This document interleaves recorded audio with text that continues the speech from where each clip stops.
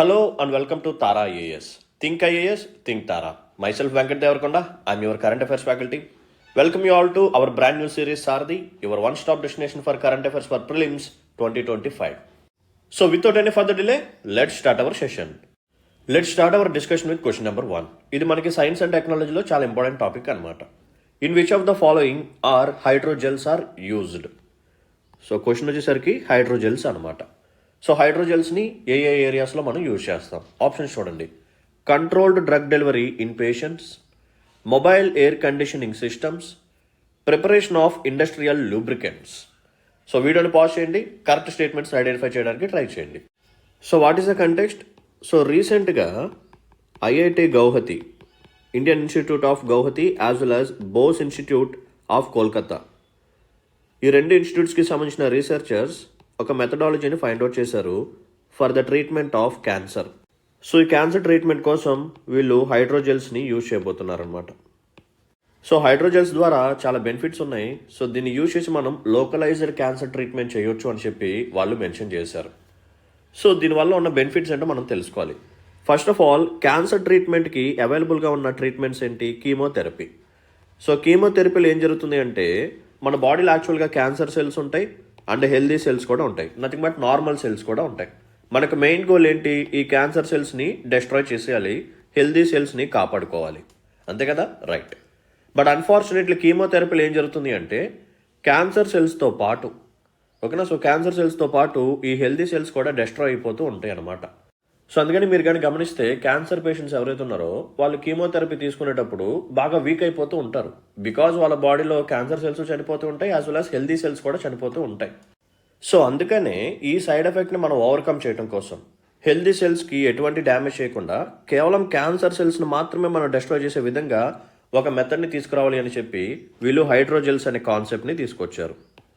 So ఈ hydrogels ద్వారా మనకున్న బెనిఫిట్ ఏంటంటే టార్గెటెడ్ డ్రగ్ డెలివరీ. సో ఈ క్యాన్సర్ సెల్స్ ఎక్కడైతే ఉన్నాయో, ఓకేనా, జస్ట్ ఫర్ ఎగ్జాంపుల్ ఈ క్యాన్సర్ సెల్స్ అనుకోండి, ఇవి హెల్దీ సెల్స్ అనుకోండి. సో ఈ క్యాన్సర్ సెల్స్ ఏవైతే ఉన్నాయో అక్కడికి మాత్రమే మనం పంపించాల్సిన డ్రగ్ అనేది వెళ్ళి అక్కడ డెలివరీ అయ్యి దీన్ని మనం డెస్ట్రాయ్ చేయొచ్చు, హెల్దీ సెల్స్కి ఎటువంటి డ్యామేజ్ లేకుండా కాపాడుకోవచ్చు అనమాట. సో హైడ్రోజెల్స్ ద్వారా ఉన్న బెనిఫిట్ ఏంటంటే టార్గెటెడ్ డ్రగ్ డెలివరీ. ఓకేనా, ఇక్కడ వాళ్ళు ఒక పదం వాడారు, ఏంటది? Localised cancer treatment. Localised cancer treatment. Localised అంటే లోకల్, చంటిగాడు లోకల్, అవునా? సో అలాగే ఈ క్యాన్సర్ సెల్స్ ఎక్కడైతే ఉన్నాయో, ఇవి క్యాన్సర్ సెల్స్ అనుకోండి, ఇవి నార్మల్ సెల్స్ అనుకోండి, క్యాన్సర్ సెల్స్ ఎక్కడైతే ఉన్నాయో అక్కడికి మాత్రమే మన డ్రగ్ అనేది వెళ్తుంది, అక్కడ మాత్రమే స్లోగా ఆ డ్రగ్ అనేది రిలీజ్ అవుతూ ఈ క్యాన్సర్ సెల్స్ని మనం డెస్ట్రాయ్ చేసుకుంటూ వస్తామన్నమాట. అంటే ట్యూమర్ సైట్ ఏదైతే ఉందో అక్కడికే మనం డ్రగ్ని తీసుకువెళ్తాము. రిమైనింగ్ హెల్దీ సెల్స్ అనేవి అన్ఎఫెక్టెడ్గా ఉంటాయి, హెల్దీగా ఉంటాయి. అంటే దీనివల్ల ఇంకొక బెనిఫిట్ ఏంటంటే, దీన్ని మనం మొబైల్ ఎయిర్ కండిషనింగ్ సిస్టమ్స్లో కూడా యూజ్ చేయొచ్చు. జస్ట్ ఫర్ ఎగ్జాంపుల్ మనకి కార్స్ ఉంటాయి కదా, సో కార్స్లో కూడా ఎయిర్ కండిషనింగ్ సిస్టమ్ ఉంటుంది. సో దాంట్లో హ్యూమిడిటీని కంట్రోల్ చేయడానికి, మాయిశ్చర్ని కంట్రోల్ చేయడానికి ఈ హైడ్రోజెల్స్ని మనం యూజ్ చేస్తూ ఉంటాం. బికాజ్ హైడ్రోజెల్స్కి ఉన్న ఒక ప్రాపర్టీ ఏంటంటే, it can absorb or it can release moisture in a controlled manner. So వాటర్ని కానీ మాయిశ్చర్ని కానీ ఇది అబ్జర్వ్ చేసుకుంటుంది అండ్ దాన్ని రిలీజ్ కూడా చేస్తుంది, అది కూడా కంట్రోల్డ్ మేనర్లో. సో దీన్ని బట్టి మనం ఏం చేయొచ్చు? కార్లో ఉన్న హ్యూమిడిటీని కానీ మనం బ్యాలెన్స్ చేస్తూ ఉండొచ్చు. ఓకేనా? రైట్. నెక్స్ట్, దీన్ని లూబ్రికెంట్స్ లాగా కూడా యూజ్ చేస్తారనమాట, ముఖ్యంగా ఇండస్ట్రియల్ పర్పసెస్లో. సో ఇండస్ట్రీస్లో యూజ్ చేసే టూల్స్ అనేవి కంటిన్యూస్గా వేర్ అండ్ టేర్కి గురవుతూ ఉంటాయి. మనం కంటిన్యూస్గా యూజ్ చేస్తూ ఉంటే వేర్ అండ్ టేర్కి గురవుతూ ఉంటాయి. సో దాన్ని మనం డెప్రిషియేషన్లోకి క్యాలిక్యులేట్ చేసి రిమూవ్ చేసేస్తాం. సో ఈ పర్టికులర్ క్యాపిటల్ గూడ్స్ ఏవైతే ఉన్నాయో అవి వేర్ అండ్ టేర్కి గురవకుండా ఉండాలి అంటే ఈ లూబ్రికెంట్స్ని మనం యూజ్ చేయొచ్చు. సో దట్ అక్కడ ఫ్రిక్షన్ అనేది తగ్గుతుంది, so that wear and tear అనేది తగ్గుతుంది అనమాట. సో ఇలా హైడ్రోజెల్స్ ద్వారా మల్టిపుల్ పర్పసెస్ అనేవి ఉన్నాయి. ఫస్ట్, పేషెంట్స్లో మనం డ్రగ్ డెలివరీని కంట్రోల్డ్ మేనర్లో చేయడం కోసం యూజ్ చేస్తాము, ముఖ్యంగా క్యాన్సర్ ట్రీట్మెంట్ కోసం. ఆ తర్వాత మొబైల్ ఎయిర్ కండిషనింగ్ సిస్టమ్స్లో కూడా యూజ్ చేస్తాము అండ్ ఇండస్ట్రియల్ లూబ్రికెంట్స్ని తయారు చేయడంలో కూడా హైడ్రోజెల్స్ని యూజ్ చేయడం అనేది జరుగుతుంది. సో అన్ని స్టేట్మెంట్స్ కరెక్టే. సో ఒకటి గుర్తుపెట్టుకోండి, ఎప్పుడైనా సరే సైన్స్ అండ్ టెక్నాలజీ పరంగా అప్లికేషన్స్ ఓరియంటెడ్ క్వశ్చన్స్ కానీ ఇస్తే మోస్ట్ ఆఫ్ ద టైమ్స్ అన్ని కరెక్ట్ అయ్యే ఛాన్స్ ఉంది. బట్ కొంచెం కేర్ఫుల్గా ఆప్షన్స్ని చూసి మనం పెడితే సరిపోతుంది. రైట్. సో ఈ పర్టికులర్ క్వశ్చన్కి ఆన్సర్ వచ్చేసరికి option D 1, 2 and 3 is the right answer. Let's look at question number 2. ఇది ఎన్వైర్న్మెంట్ పర్స్పెక్టివ్లో చాలా ఇంపార్టెంట్ టాపిక్. సో మీరు GM crops, and GEAC, nothing but genetic engineering appraisal committee అని చెప్పి వినే ఉంటారు. సో అది టాపిక్ అనమాట. So consider the following statements about the genetic engineering appraisal committee, GEAC. So what is the context? So రీసెంట్గా ministry of environment, forest and climate change వాళ్ళు ఈ genetic engineering appraisal కమిటీలో ఉన్న ఎక్స్పర్ట్స్ ఎవరైతే ఉన్నారో వాళ్ళని సెలెక్ట్ చేసే ప్రాసెస్ ఏదైతే ఉందో దానికి సంబంధించిన రూల్స్ని అమెండ్మెంట్ చేశారు. ఓకేనా? So there is a ministry called ministry of environment, forest and climate change. So and there is a body called genetic engineering appraisal committee. It is a statutory body. So statutory body అంటే ఖచ్చితంగా ఒక చట్టం ద్వారా create చేయబడాలి. మరి ఇది ఏ act ద్వారా క్రియేట్ చేయబడింది? సో దానికి ఆన్సర్ ఏంటంటే environment protection act 1986. So genetic engineering appraisal committee ఏదైతే ఉందో it was created under environment protection act 1986. So ఈ జెనెటిక్ ఇంజనీరింగ్ అప్రైజల్ కమిటీలో దెర్ ఆర్ సమ్ ఎక్స్పర్ట్స్. కొంతమంది ఎక్స్పర్ట్స్ ఉంటారనమాట. సో ఈ జెనెటికల్లీ మోడిఫైడ్ క్రాప్స్కి సంబంధించిన ఎక్స్పర్ట్స్, అగ్రికల్చర్కి సంబంధించిన ఎక్స్పర్ట్స్, ఫర్టిలైజర్స్, వీటికి సంబంధించిన ఎక్స్పర్ట్స్ అనే వాళ్ళు కొంతమంది ఉంటారు. సో వాళ్ళకి సజెషన్ బేస్ చేసుకొని ఈ జెనెటిక్ ఇంజనీరింగ్ అప్రైజల్ కమిటీ టోటల్గా ఏం చేస్తుంది? పర్మిషన్ అనేది ఇస్తుంది. దేనికి పర్మిషన్ ఇస్తుంది? ఈ జిఎం క్రాప్స్ ఏవైతే ఉన్నాయో వాటి యొక్క ఎన్వైర్న్మెంట్ రిలీజ్కి పర్మిషన్ అనేది ఇస్తుంది అనమాట. రైట్. ఇప్పుడు ministry of environment, forest and climate change వాళ్ళు ఏం చేశారు అంటే ఈ ఎక్స్పర్ట్స్ ఎవరైతే ఉన్నారో వీళ్ళొక సెలక్షన్ ప్రాసెస్కి సంబంధించిన రూల్స్ని అమెండ్ చేశారు. Why? What is the reason? So experts ఎవరైతే ఉన్నారో వాళ్ళలో కొంతమంది వాళ్ళకి ఓన్ ఇంట్రెస్ట్ని బెనిఫిట్ చేసుకునే విధంగా వాళ్ళకి సజెషన్స్ అనేది ఇస్తూ ఉన్నారనమాట ఈ కమిటీలో. బికాస్ ఇంతకుముందు ఏం జరిగింది? ఈ జిఎం మస్టర్డ్ ఉంది కదా, so genetically modified mustard crop, దానికి వీళ్ళు క్లియరెన్స్ అనేది ఇచ్చారు. ఈ జెనెటిక్ ఇంజనీరింగ్ అప్రైజల్ కమిటీ వాళ్ళు క్లియరెన్స్ అనేది ఇచ్చారు. తర్వాత వీళ్ళకి క్లియరెన్స్ మీద చాలా ఇష్యూస్ అనేవి వచ్చాయి. సుప్రీంకోర్టుకు కూడా ఈ కేసు అనేది వెళ్ళింది. సో సుప్రీంకోర్టు కూడా ఇక్కడ స్ప్లిట్ డెసిషన్ అనేది ఇచ్చిందనమాట. సో ఫర్దర్గా ఇంకొంచెం హయ్యర్ జడ్జ్ బెంచ్కి ట్రాన్స్ఫర్ చేయడం అనేది జరిగింది. సో ఇలా ఎక్స్పర్ట్స్ సరైన సజెషన్స్ ఇవ్వట్లేదు. సో వీళ్ళకి సెలక్షన్ ప్రాసెస్లో మనం కొన్ని అమెండ్మెంట్స్ తీసుకురావాలి అని చెప్పి రూల్స్ని వీళ్ళు చేంజ్ చేశారనమాట. సో ఇప్పుడు ఈ ప్యానల్ ఆఫ్ ఎక్స్పర్ట్స్ ఎవరైతే ఉన్నారో వాళ్ళ యొక్క అపాయింట్మెంట్ టైంలోనే వాళ్ళకి ఇంట్రెస్ట్ని వాళ్ళు మెన్షన్ చేయాలి. వాళ్ళకి ప్రీవియస్గా అంటే ఈ కమిటీలోకి రాకముందు వీళ్ళకి ప్రీవియస్గా ఏదైనా అఫిలియేషన్స్ ఉన్నా సరే వాటిని మెన్షన్ చేయాలి. లైక్ కొంతమంది ఎక్స్పర్ట్స్ ఈ జిఎం క్రాప్స్ మీద రీసెర్చ్ చేసి వచ్చి ఉండొచ్చు, లేదా వాళ్ళకి ఏదైనా బిజినెస్ ఆర్గనైజేషన్స్ ఉండి ఉండొచ్చు. సో వీళ్ళు ఇచ్చిన డెసిషన్ బట్టి ఏదైనా ఒక జిఎం క్రాప్ కానీ మార్కెట్లోకి వస్తే వీళ్ళకి సొంతంగా ఏదో ఒక బెనిఫిట్ జరిగే ఛాన్సెస్ ఉంటాయి అనమాట. సో అందుకనే ఈ ప్యానల్ ఆఫ్ ఎక్స్పర్ట్స్ని అపాయింట్ చేసేటప్పుడే వీళ్ళకి సంబంధించిన డీటెయిల్స్ అనేవి ఫుల్గా డిస్క్లోజ్ చేయాలి అని చెప్పి ఈ అమెండ్మెంట్ని తీసుకొచ్చారు. ఓకేనా? రైట్. సో అసలు ఆ జిఎం క్రాప్ అంటే ఏంటి? What is called as genetically modified crop. So ఇక్కడ మనం ఏం చేస్తామంటే కొన్ని జెనెటిక్ ఇంజనీరింగ్ టెక్నిక్స్ని యూజ్ చేసి ఒక క్రాప్ యొక్క డిఎన్ఏ స్ట్రక్చర్ని మనం ఆల్టరింగ్ చేస్తాం అనమాట. ఇలా ఆల్టరింగ్ చేయబడిన క్రాప్ని మనం జెనెటికల్లీ మాడిఫైడ్ క్రాప్ అని చెప్పి పిలుస్తాం. ఇలా ఆల్టరింగ్ చేయడం ద్వారా మనకు వచ్చే బెనిఫిట్స్ ఏంటంటే ఈ క్రాప్ యొక్క ఈల్డ్ అనేది పెరుగుతుంది. సో దట్ ఈ క్రాప్ అనేది డిసీజ్ రెసిస్టెన్స్ లాగా మారుతుంది, ఆర్ పెస్ట్ రెసిస్టెన్స్ లాగా మారుతుంది, అండ్ హెర్బిసైడ్ టాలరెన్స్ లాగా మారుతుంది, అండ్ దీని యొక్క న్యూట్రిషనల్ కంటెంట్ అనేది పెరుగుతుంది. ఇప్పుడు ఇది biotic stress as well as abiotic stress నుంచి ఫ్రీగా ఉంటుంది. ఓకేనా? ఎంత హార్ష్ కండిషన్స్లో అయినా సరే దీని యొక్క ఈల్డ్ అనేది ఎక్కువగా ఉంటుంది. ఈవెన్ అక్కడ టెంపరేచర్స్ ఎక్కువగా ఉన్న, డ్రాట్ కండిషన్స్ ఉన్న, సాయిల్ న్యూట్రియన్స్ కంటెంట్ సరిగ్గా లేకపోయినా సరే ఇది పుష్కలంగా గ్రో అవుతుంది అనమాట. అంటే మనం ఏం చేస్తున్నాము, ఈ క్రాప్కి సంబంధించిన జీన్స్ని ఆల్టరింగ్ చేసి మనకి ఏదైతే కావాలని అనుకుంటున్నామో అది మనకు కావాల్సిన డిజైర్డ్ జీన్స్ని దీంట్లో ప్లేస్ చేస్తున్నాం అనమాట. ఓకేనా? So these are the benefits of GM crops. But దీని ద్వారా కొన్ని సైడ్ ఎఫెక్ట్స్ కూడా ఉంటాయి. జస్ట్ ఫర్ ఎగ్జాంపుల్ ఈ జిఎం క్రాప్స్ అనేవి కమర్షియల్ క్రాప్స్ అయ్యాయి అనుకోండి, లైక్ కాటన్, మనకి ఎటువంటి ప్రాబ్లం అనేది ఉండదు. ఒకవేళ ఈ జిఎం క్రాప్స్లో మనం ఫుడ్ క్రాప్స్ని తీసుకొచ్చాం అనుకోండి, like BT brinjal or mustard ఇటువంటివి, సో దీనికని మనం కన్జ్యూమ్ చేసుకుంటే కొన్ని సైడ్ ఎఫెక్ట్స్ వచ్చే ఛాన్సెస్ ఉన్నాయి.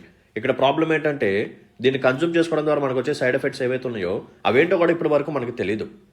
సో ఇనిషియల్గా బీటీ బ్రింజల్కి వీళ్ళు అప్రూవల్ అనేది ఇచ్చారు, మార్కెట్లోకి వచ్చింది, కల్టివేట్ చేశారు, వీటిని కన్జ్యూమ్ చేసుకోవడం కూడా స్టార్ట్ చేశారు. బట్ కొంతమందిలో సైడ్ ఎఫెక్ట్స్ అనేవి వచ్చాయి. తర్వాత ఏం జరిగింది, వెంటనే ఈ బీటీ బ్రింజల్ని కూడా ఆపేయడం అనేది జరిగింది. సో ఇటువంటి ఫుడ్ క్రాప్స్లోకి ఈ జిఎం టెక్నాలజీని తీసుకొచ్చినప్పుడు వాటిని మార్కెట్లోకి రిలీజ్ చేయాలి అంటే చాలా స్ట్రిక్ట్ రూల్స్ అండ్ రెగ్యులేషన్స్ని వీళ్ళు ఫాలో అవుతూ ఉంటారనమాట. బికాస్ కమర్షియల్ క్రాప్స్ మనం కన్జ్యూమ్ చేసుకోం, సో పెద్ద ప్రాబ్లం ఏం లేదు. సో కాటన్ ఉంది, సో కాటన్ మనం ఏం కన్జ్యూమ్ చేసుకోలేం, జస్ట్ వాటిని టెక్స్టైల్ పర్పస్కో అదర్ పర్పసెస్కి యూజ్ చేస్తూ ఉంటాం. బట్ ఫుడ్ క్రాప్స్లో మాత్రం ఈ పర్టికులర్ టెక్నాలజీని తీసుకొచ్చినప్పుడు మన మీద ఖచ్చితంగా సైడ్ ఎఫెక్ట్స్ ఉంటాయి. సో క్లియర్ కట్గా సైడ్ ఎఫెక్ట్స్ ఏంటో తెలిసినాకే మనం ఆ క్రాప్కి మార్కెట్లోకి పర్మిషన్ అనేది ఇవ్వాలన్నమాట. ఓకేనా? Right.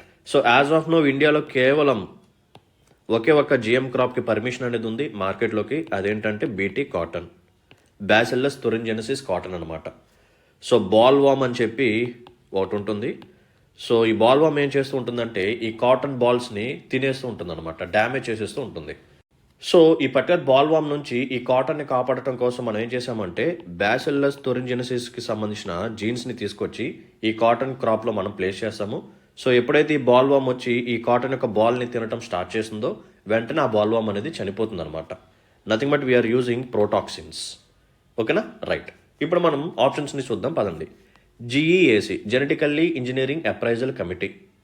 It is an apex technical body responsible for regulating and approving GM seeds in India. అంతే కదా. సో జిఎం సీడ్స్ కానీ జిఎం క్రాప్స్ కానీ ఏవైతే ఉన్నాయో వాటికి సంబంధించిన రెగ్యులేషన్ ప్రాసెస్, వాటికి సంబంధించిన అప్రూవల్ ప్రాసెస్ అనేది ఈ జెనెటికల్ ఇంజనీరింగ్ అప్రైజల్ కమిటీ వాళ్ళు డీల్ చేస్తూ ఉంటారు. Okay. GEAC functions under ministry of agriculture and farmers welfare. మనం ఏమనుకుంటాము ఒకవేళ తెలియకపోతే, yes GM crops, so agriculture పండిస్తాము, మనం కన్జ్యూమ్ చేసుకుంటాం. So it is related to agriculture as well as farmers కాబట్టి ఇదే కరెక్ట్ అనుకుంటాం, బట్ ఇది రాంగ్ అనమాట.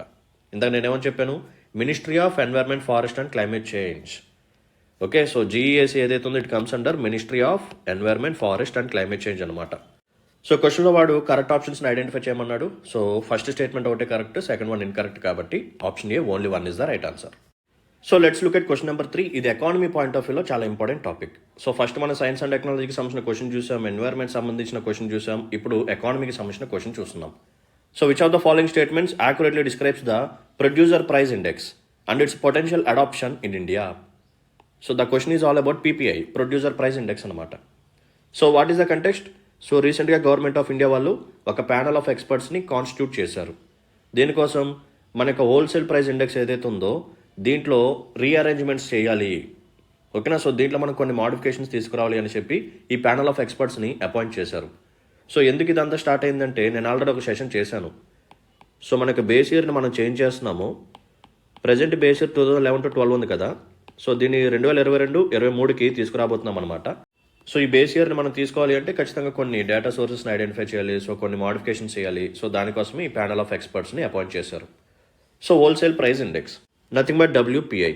సో దీన్ని రీప్లేస్ చేసి ప్రొడ్యూసర్ ప్రైస్ ఇండెక్స్ని మనం తీసుకురావచ్చా తీసుకురాకూడదా అని చెప్పి సజెషన్స్ ఇవ్వమని ఈ పర్టికులర్ ప్యానల్ ఆఫ్ ఎక్స్పర్ట్స్ని అపాయింట్ చేయడం జరిగింది. అండ్ ఈ ప్యానల్ ఆఫ్ ఎక్స్పర్ట్స్ ఎవరైతే ఉన్నారో వీళ్ళు వితిన్ 18 monthsలో మనకి రిపోర్ట్ అనేది సబ్మిట్ చేయాలి. Within 18 months. ఓకేనా, డన్. సో ఫస్ట్ మనం హోల్సేల్ ప్రైస్ ఇండెక్స్కి సంబంధించిన కొన్ని పాయింట్స్ యాజ్ వెల్ as సిపిఐకి సంబంధించిన కొన్ని పాయింట్స్ తెలుసుకోవాలి. ఖచ్చితంగా ఎగ్జామ్లో రెగ్యులర్గా వచ్చే టాపిక్ అనమాట ఇది. సో ఈ రెండిట్లో మనం ఏం చేస్తాము, ప్రైజెస్ని మానిటరింగ్ చేస్తూ ఉంటాం. సో హోల్సేల్ ప్రైస్ ఇండెక్స్ పేరులోనే ఉంది హోల్సేల్. సో హోల్సేల్ లెవెల్లో ఇక్కడ ప్రైజెస్ని మనం మానిటరింగ్ చేస్తూ ఉంటాము. కన్జ్యూమర్ అంటే ఒక ఎండ్ కన్జ్యూమర్ దగ్గర ప్రైజెస్ ఎలా ఉన్నాయి అని చెప్పి ఇక్కడ మానిటరింగ్ చేస్తూ ఉంటాం. నథింగ్ బట్ ప్రైజెస్ పెరిగాయా తగ్గాయా, whether is there any inflation or not. ఓకేనా, రైట్. సో డబ్ల్యూపీఐని ఎవరు రిలీజ్ చేశారు? Office of economic adviser which comes under ministry of commerce and industry. సిపిఐని ఎవరు రిలీజ్ చేశారు? NSO, national statistical office which comes under ministry of statistics and programme implementation, MoSPI. డబ్ల్యూపీఐకి సంబంధించిన base year ఏంటి? Present 2011 to 12. దీన్ని change చేసి 2022-23కి తీసుకురావాలని చెప్పి ప్లాన్ చేస్తున్నారు. మరి సిపిఐలో మనకి చాలా వెరైటీస్ ఉంటాయి, మీ అందరికీ తెలుసని అనుకుంటున్నాను. సో సిపిఐలో అగ్రికల్చర్ లేబర్ ఉంటుంది, రూరల్ లేబర్ ఉంటుంది. ఈ రెండింటి యొక్క బేస్ ఇయర్ వచ్చేసరికి 1986 to 1987. నెక్స్ట్ ఇదే సిపిఐలో యుఎన్ఎంఈ అని చెప్పి ఒకటి ఉంటుంది. దీన్ని ఎప్పుడో డిస్కంటిన్యూ చేశారు, ప్రజెంట్ రిలీజ్ చేయట్లేదు. సో సిపిఐ యుఎన్ఎంఈ ఏదైతే ఉందో దీని యొక్క బేస్ ఇయర్ వచ్చేసరికి 1984 to 1985. అండ్ నెక్స్ట్ వన్ వచ్చేసరికి CPI IW, industrial worker. So దీని యొక్క బేస్ ఇయర్ వచ్చేసరికి 2016 అనమాట. అండ్ లాస్ట్ వన్ వచ్చేసరికి సిపిఐ కంబైన్డ్, దీన్నే మనం ఎక్కువగా యూజ్ చేస్తుంటాం. సో దీని తాలూకా బేస్ ఇయర్ వచ్చేసరికి 2012. ఇక్కడ మీరు కానీ గమనిస్తే 2011 to 12 డబ్ల్యూపీఐ ఏదైతే ఉందో ఇది ఒక financial year. And CPI combined 2012 ఏదైతే ఉందో ఇది ఒక క్యాలెండర్ ఇయర్. ఇది ఒక ఇంపార్టెంట్ డిఫరెన్స్ అనమాట రెండింటి మధ్య. ఓకేనా. సో సిపిఐలో మనకి మల్టిపుల్ ఉంటాయి. సో ఫస్ట్ వన్ వచ్చేసరికి యుఎన్ఎంఈ అంటే బేస్ ఇయర్ ఒక ఆర్డర్లో పెట్టుకుంటూ వెళ్దాము. యుఎన్ఎంఈ యొక్క బేస్ ఇయర్ వచ్చేసరికి 1984 to 85. Rural labour as well as agriculture labour దీని యొక్క బేస్ ఇయర్ వచ్చేసరికి 1986 to 1987. ఆ తర్వాత సిపిఐ కంబైన్డ్ దీని యొక్క బేస్ ఇయర్ వచ్చేసరికి 2012. ఆ తర్వాత ఇండస్ట్రియల్ వర్కర్ దీని యొక్క బేస్ ఇయర్ వచ్చేసరికి 2016. అండ్ నెక్స్ట్ పాయింట్ ఏంటంటే CPI rural labour as well as agriculture labour and industrial worker. So labour as well as worker. So ఈ పర్టికులర్ 3 ఇండెక్స్ని ఎవరు రిలీజ్ చేస్తారు అంటే మినిస్ట్రీ ఆఫ్ లేబర్ బ్యూరో. ఓకేనా. So ministry of labour bureau will release the indexes of CPI rural labour, agriculture labour, industrial worker. And యూఎన్ఎంఈని discontinue చేశారు. And CPI కంబైన్డ్ని ఎవరు రిలీజ్ చేస్తారు? It was released by NSO మాస్పీ. ఓకేనా, done. So next important difference ఏంటంటే డబ్ల్యూపీఏలో మనం కేవలం goods యొక్క ప్రైజెస్ని మాత్రమే మానిటరింగ్ చేస్తూ ఉంటాం. ఓకేనా. సో హోల్సేల్ లెవెల్లో గూడ్స్ యొక్క ప్రైజెస్ పెరిగాయా తగ్గాయా అంతే. బట్ సిపిఐ ఏదైతే ఉందో ఇక్కడ మనం గూడ్స్తో పాటు సర్వీసెస్ని కూడా యూజ్ చేస్తాం. అంటే సర్వీసెస్ యొక్క ప్రైజెస్ కూడా పెరిగాయి తగ్గాయి అని చెప్పి మనం క్యాలిక్యులేట్ చేస్తూ ఉంటాం అనమాట. సో డబ్ల్యూపీఐ కేవలం గూడ్స్ని మాత్రమే క్యాలిక్యులేట్ చేస్తూ ఉంటుంది. CPI it includes both goods as well as services. So డబ్ల్యూపీఐలో మనకి ఈ లిమిటేషన్ అనేది ఉంది. ఏంటి ఆ లిమిటేషన్? సర్వీసెస్ని మనం క్యాలిక్యులేట్ చేయలేము. ఓకేనా, రైట్. సో ఇప్పుడు టాపిక్ ఆఫ్ డిస్కషన్ ఏంటంటే డబ్ల్యూపీఐని మనం రీప్లేస్ చేయొచ్చా, అది కూడా పీపీఐతో. సో కొంతమంది ఎక్స్పర్ట్స్ మనం రీప్లేస్ చేయాలి అని చెప్పి అంటున్నారు. సో దానికి వాళ్ళు కొన్ని రీజన్స్ కూడా మెన్షన్ చేశారు, అదేంటో చూద్దాం. So WPI versus PPI. So wholesale price index, producer price index. So wholesale price ఇండెక్స్లో మనం క్యాలిక్యులేట్ చేసేటప్పుడు, అంటే ప్రైజెస్ని క్యాలిక్యులేట్ చేసేటప్పుడు ఇది కొన్ని ట్యాక్సెస్ని కూడా ఇంక్లూడ్ చేసుకొని ఉంటుంది. ఆ ప్రైజెస్లో ట్యాక్సెస్ కూడా ఉంటాయి, as well as transportation cost కూడా ఉంటుంది. బట్ ప్రొడ్యూసర్ ప్రైస్ ఇండెక్స్లో ట్యాక్సెస్ అనేవి ఉండవు, ట్రాన్స్పోర్టేషన్ కాస్ట్ కూడా ఉండదు. సో దట్ మనకి యాక్చువల్ ప్రైజెస్ అనేవి తెలుస్తాయి అన్నమాట. ఇక్కడేమో ట్యాక్సెస్ ఇంక్లూడ్ అవుతున్నాయి, ట్రాన్స్పోర్టేషన్ కాస్ట్ కూడా ఇంక్లూడ్ అవుతుంది. కాబట్టి మనకి యాక్చువల్ ఫిగర్ అనేది తెలియట్లేదు, రియల్ పిక్చర్ అనేది కనిపించట్లేదు. బికాజ్ ట్యాక్సెస్ యొక్క ఇంపాక్ట్ కూడా అక్కడ ఎక్కువగా ఉంటుంది, ట్రాన్స్పోర్టేషన్ కాస్ట్ యొక్క ఇంపాక్ట్ కూడా అక్కడ ఎక్కువగా ఉంటుంది. ఇది ఒక మేజర్ డిఫరెన్స్ అనమాట. నెక్స్ట్ వన్, ఈ డబ్ల్యూపీఐ ఏదైతే ఉందో ఇది కేవలం గూడ్స్ని మాత్రం ఇంక్లూడ్ చేస్తుంది, సర్వీసెస్ని ఇంక్లూడ్ చేయట్లేదు. బట్ ప్రొడ్యూసర్ ప్రైస్ ఇండెక్స్ ఏదైతే ఉందో it includes both goods as well as services. So ఈ డిఫరెన్సెస్ని బేస్ చేసుకొని మనం డబ్ల్యూపీఐని పీపీఐతో రీప్లేస్ చేయొచ్చు అని చెప్పి అంటున్నారు. సార్ మరి ప్రొడ్యూసర్ ప్రైస్ ఇండెక్స్ని ఎవరైనా యూజ్ చేస్తున్నారా అంటే మన ప్రపంచంలో ఏ కంట్రీస్ అయినా యూజ్ చేస్తున్నారంటే yes, absolutely. So producer price ఇండెక్స్ని యూఎస్ వాళ్ళు యూజ్ చేస్తున్నారు, చైనా వాళ్ళు యూజ్ చేస్తున్నారు, యాజ్ వెల్ as జర్మనీ వాళ్ళు యూజ్ చేస్తున్నారు, జపాన్ వాళ్ళు యూజ్ చేస్తున్నారు, అండ్ కొన్ని G20 కంట్రీస్ కూడా యూజ్ చేస్తున్నాయి అనమాట. Okay. So United States, China, Japan, Germany and other G20 countries వీళ్ళందరూ ప్రొడ్యూసర్ ప్రైస్ ఇండెక్స్ని యూజ్ చేస్తున్నారు. ఓకేనా. సో అందుకని చాలామంది సజెస్ట్ చేస్తున్నారు అనమాట, డబ్ల్యూపీఐలో మనకి చాలా లిమిటేషన్స్ ఉన్నాయి, so please switch on to PPI. మనం అలాగో బేస్ ఇయర్ని కూడా చేంజ్ చేస్తున్నాము, so why not we should go for PPI. Okay. So ఇది డిస్కషన్ అనమాట. సో దానికోసమే ఈ ప్యానల్ ఆఫ్ ఎక్స్పర్ట్స్ని కాన్స్టిట్యూట్ చేయడం జరిగింది. సో విత్ ఇన్ 18 monthsలో వాళ్ళకి రిపోర్ట్ని సబ్మిట్ చేయాలి. So let's look at the options. The PPI tracks prices changes at producer level by excluding trade margins, transportation cost and taxes, unlike wholesale price index which measures wholesale price movements. అది కదా నేను చెప్పాను, అవునా. So డబ్ల్యూపీఐలో మనకి transportation cost include అవుతుంది, taxes include అవుతున్నాయి, as well as trade margins కూడా ఇంక్లూడ్ అవుతున్నాయి. బట్ ప్రొడ్యూసర్ ప్రైస్ ఇండెక్స్లో ఇవేమీ ఉండట్లేదు. దిస్ ఈస్ ద బెనిఫిట్ అనమాట. సో ఫస్ట్ ఆప్షన్ కరెక్టే. The transition to PPI aims to align India's price indices with global standards, offering improved accuracy and reliability in data collection and analysis. Yes. So most of the major economies ఇవే use చేస్తున్నాయి కాబట్టి so మనం కూడా producer price ఇండెక్స్ని use చేస్తే global స్టాండర్డ్స్తో మనం meet అవ్వచ్చు మనకి ఇండిసెస్తో. సో దట్ మనకి యాక్యురసీ అనేది పెరుగుతుంది, రిలయబిలిటీ కూడా పెరుగుతుంది, డేటా కలెక్షన్ కూడా బాగా పెరుగుతుంది అని చెప్పి అంటున్నారు. సో సెకండ్ స్టేట్మెంట్ కూడా కరెక్టే. The introduction of PPI will replace existing indices like consumer price index and wholesale price index. So ఇది ఇన్కరెక్ట్ అనమాట. బికాస్ పీపీఐ ఏదైతే ఉందో దీన్ని కాంప్లిమెంట్ చేయడానికి తీసుకొస్తున్నారు తప్ప ఒక ఇండెక్స్ని రీప్లేస్ చేయడానికి తీసుకురావట్లేదు. ఒకవేళ పీపీఐ వస్తే డబ్ల్యూపీఐని రీప్లేస్ చేసే ఛాన్స్ ఉంది, బట్ ఇది 100% షూర్ అయితే కాదు. బట్ సిపిఐని మాత్రం అసలు రీప్లేస్ చేయరు, ఆ టాకే లేదు. ఓకేనా. సో థర్డ్ స్టేట్మెంట్ ఇన్కరెక్ట్ అనమాట. Next one, the adoption of PPI is expected to enhance inflation measurement accuracy and provide a more comprehensive foundation for evidence based policy making. So డబ్ల్యూపీఐలో ఉన్న లిమిటేషన్స్ ఏవైతే ఉన్నాయో వాటిని మనం ఓవర్కమ్ చేస్తూ producer price ఇండెక్స్ని use చేసుకొని యాక్చువల్ ఇన్ఫ్లేషన్ ఎంత ఉంది అని చెప్పి మనం మెజర్ చేసుకొని దానికి తగ్గట్టుగా మానిటరీ పాలసీ, ఫిజికల్ పాలసీని తయారు చేసుకోవడానికి ఇది యూజ్ అవుతుంది అని చెప్పి అంటున్నారు. ఇది అబ్సల్యూట్లీ కరెక్ట్ అనమాట. సో వాడు కూడా కరెక్ట్ ఆప్షన్స్ని ఐడెంటిఫై చేయమన్నాడు. సో థర్డ్ ఆప్షన్ ఇన్కరెక్ట్ అనమాట. సో 1, 2, 4 ఇవి 3 కరెక్టే. So option B for Bombay is the right answer. Let's look at question number 4. So consider the following pairs with regard to sports awards in India. Major Dhyan Chand Khel Ratna award, Arjuna award, Dronacharya award, Rashtriya Khel Protsahan Puraskar. So what is the context? So రీసెంట్గా major Dhyan Chand Khel రత్న అవార్డ్స్ని announce చేయడం జరిగింది. ఎవరు announce చేశారు ఈ ధ్యాన్ చంద్ ఖేల్ రత్న అవార్డ్స్ని? ఏ ministry? ఇది కూడా important. So ministry of youth affairs. So ministry of youth affairs will announce the Dhyan Chand Khel Ratna awards అనమాట. Okay, so ఈ సంవత్సరం ఎంతమందికి ఈ ధ్యాన్ చంద్ ఖేల్ రత్న అవార్డ్స్ ఇవ్వబోతున్నారు అంటే 4 మెంబర్స్కి అనమాట. సో ఎవరు ఆ 4 మెంబర్స్? ఫస్ట్ పర్సన్ వచ్చేసరికి మను బాకర్. సో ఈవిడ షూటింగ్ అనమాట. సో షూటింగ్ గ్రౌండ్లో మనకి ఒలింపిక్స్లో మెడల్స్ అనేవి తీసుకొచ్చారు ఈవిడ. సో అందుకని ఆవిడకి ఇప్పుడు ధ్యాన్ చంద్ ఖేల్ రత్న అవార్డుని ఇస్తున్నారు, మను బాకర్. సెకండ్ పర్సన్ వచ్చేసరికి గుకేష్. సో రీసెంట్గా తెలుసు కదా, చెస్లో యంగెస్ట్ వరల్డ్ ఛాంపియన్గా ఈయన మారారు. అండ్ నెక్స్ట్ పర్సన్ వచ్చేసరికి మన హాకీ టీమ్ స్కిప్పర్ అనమాట, హర్మన్ ప్రీత్ సింగ్.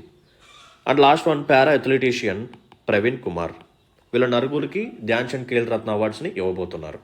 సో ఈ ధ్యాన్ చంద్ ఖేల్ రత్న అవార్డ్స్ని ఎప్పటి నుంచి స్టార్ట్ చేశారంటే 1991, 1992 నుంచి స్టార్ట్ చేశారనమాట. So ministry of youth affairs వాళ్ళు అనౌన్స్ చేస్తూ ఉంటారు.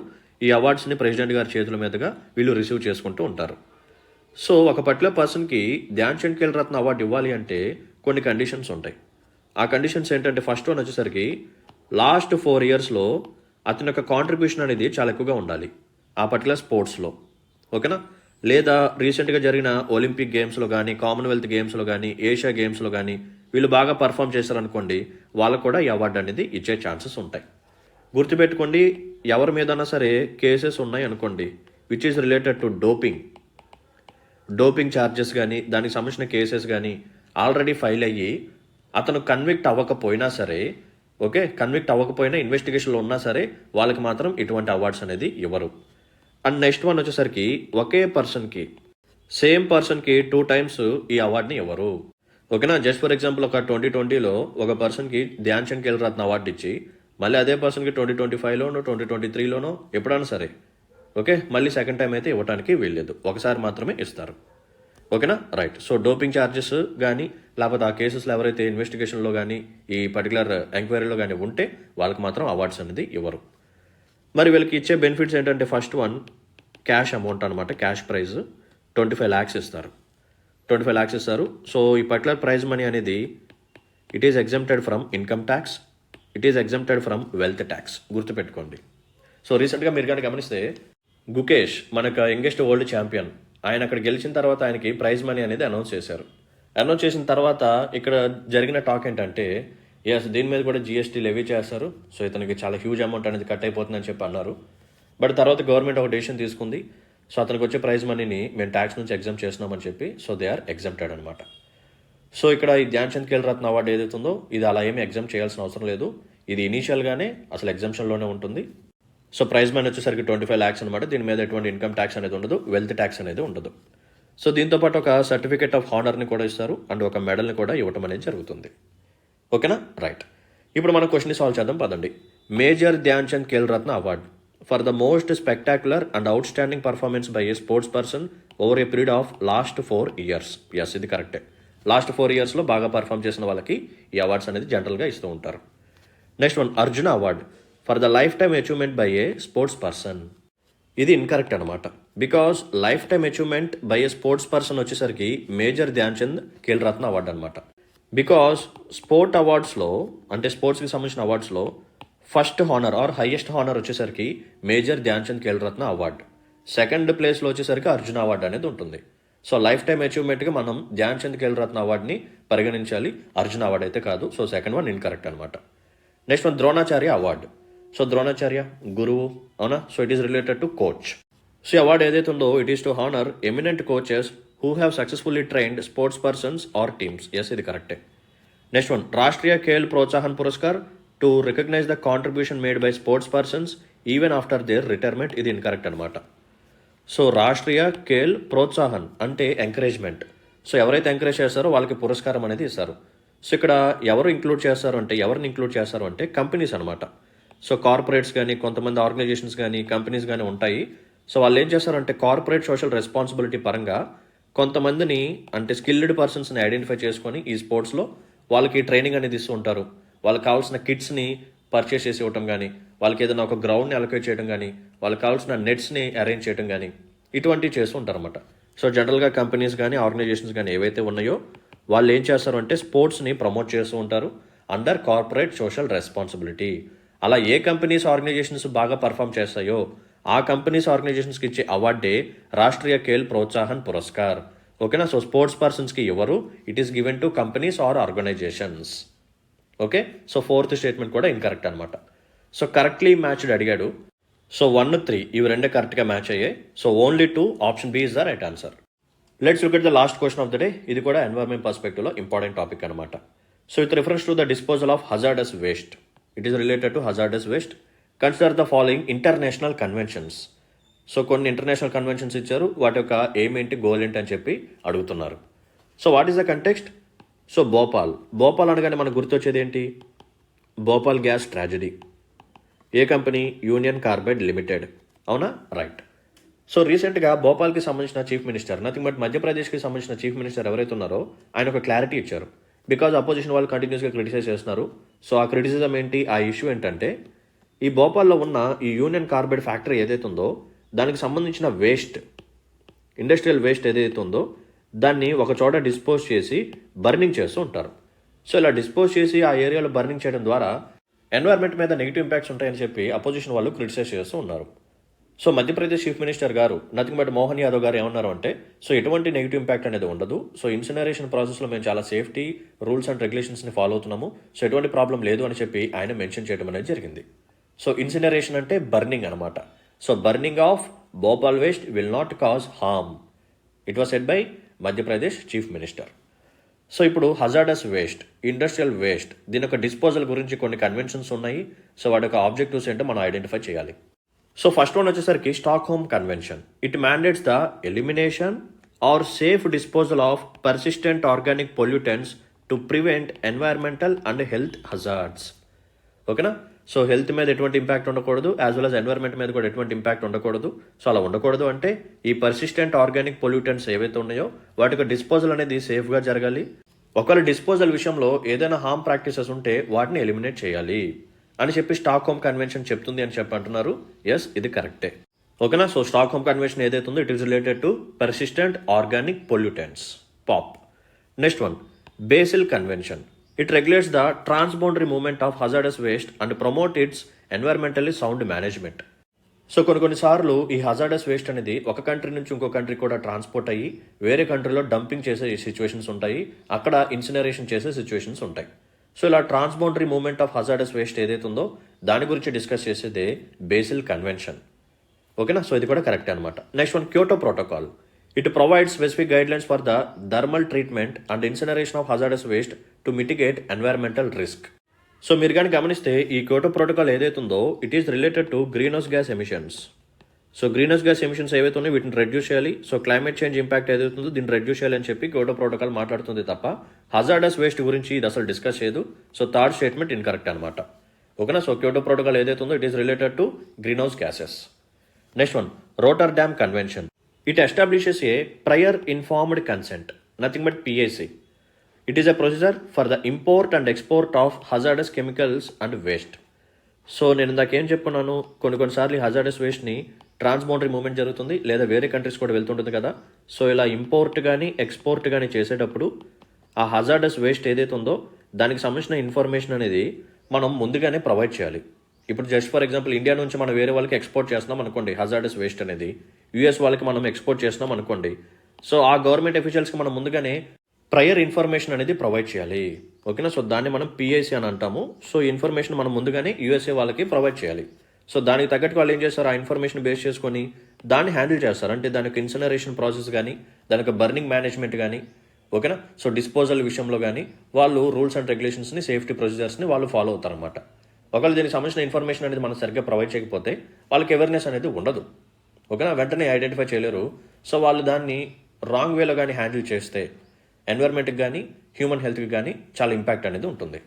So Rotterdam convention is related to prior informed consent in terms of import and export of hazardous waste.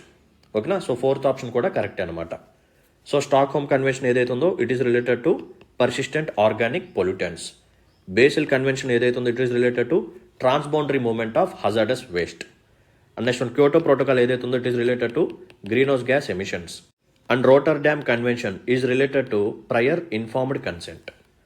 So ఇక్కడ కరెక్ట్ స్టేట్మెంట్స్ని ఐడెంటిఫై చేయమన్నాడు. సో థర్డ్ స్టేట్మెంట్ ఏదైతే ఉందో ఇది ఇన్కరెక్ట్ అనమాట. So that we can eliminate option C as well as option D. So 1, 2, 4 correct కాబట్టి option B బాంబే is the right answer. So దీంతో మనం సక్సెస్ఫుల్గా ఈ రోజు 5 క్వశ్చన్స్ని చాలా కాంప్రహెన్సివ్గా మాట్లాడుకున్నాము. చాలా ఇంపార్టెంట్ టాపిక్స్ కూడా మనం మాట్లాడుకున్నాం. సో సైన్స్ అండ్ టెక్నాలజీ పరంగా, ఎన్వైర్న్మెంట్ పరంగా, యాజ్ వెల్ యాజ్ ఎకానమీ పరంగా ఇంపార్టెంట్ క్వశ్చన్స్ని మనం డిస్కస్ చేయడం జరిగింది. సో ఎటువంటి కాంప్రహెన్సివ్ ఎఫర్ట్స్ని మీరు కానీ అక్నాలెడ్జ్ చేయాలని చెప్పి అనిపిస్తే please hit the like button, మీ యొక్క వాల్యుబుల్ కామెంట్ మెన్షన్ చేయండి అండ్ మీ ఫ్రెండ్స్ అండ్ ఫ్రెండ్స్కి మన వీడియోస్ని షేర్ చేస్తూ ఉండండి. అండ్ వన్ మోర్ రిక్వెస్ట్ ఏంటంటే tarais.com వెబ్సైట్ని విజిట్ చేయండి.